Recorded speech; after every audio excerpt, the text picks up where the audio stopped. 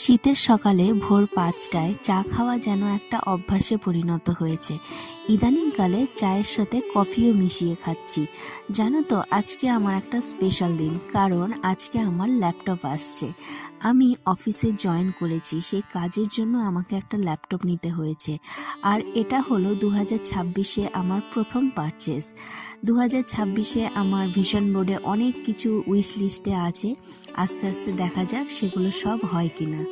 তারপরে আমি আরশির সাথে বেশ কিছুটা সময় কাটাই, কারণ অফিসে এবার জয়েন করেছি, কাজের চাপ থাকবে। আরশির সাথে বেশি সময় হয়তো কাটাতে পারবো না, যতটুকু সময় পাই ততটুকুই আমি খুব মন ভরে ওর সাথে খেলে নিই।